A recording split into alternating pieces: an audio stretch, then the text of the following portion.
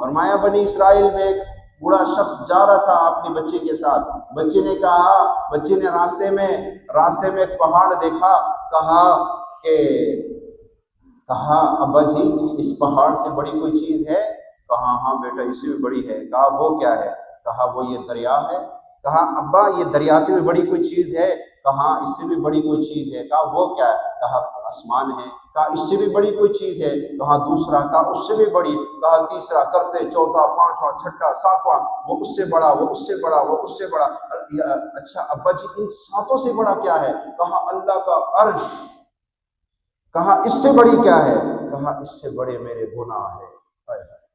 کہا اس سے بڑے سمندروں سے، پہاڑوں سے، زمینوں سے، آسمانوں سے بڑی کیا چیز ہے ابا جی؟ کہا میرے گناہ ہے. یہ ندامت کا بول تھا. یہ کیا تھا؟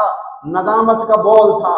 اس نے جب یہ بول بولا نا تو کہا ابا آپ کے گناہوں سے بڑی کیا چیز ہے؟ کہا میرے گناہوں سے بڑی اللہ کی رحمت ہے. ادھر اس نے یہ بول بولے، ادھر نبی پر وحی آئے، جا کے اس بندے کو خوشخبری سنا دو ہم نے تیرے سارے گناہ معاف کر دیے. صرف ندامت کا بول بولا. اللہ میں تو پاک ہے، تیرے سوا کوئی عبادت کے لائق نہیں.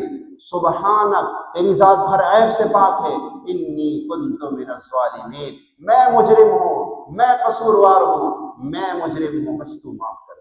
یہ بول جب تم بولو گے نا یقین جانیے اللہ عرش پہ بیٹھ کے کہے گا فرشتو تم کہتے تھے انسان کو پیدا نہ کرو، یہ دنیا میں جا کر ویسفک الدماء خون خرابہ کرے گا.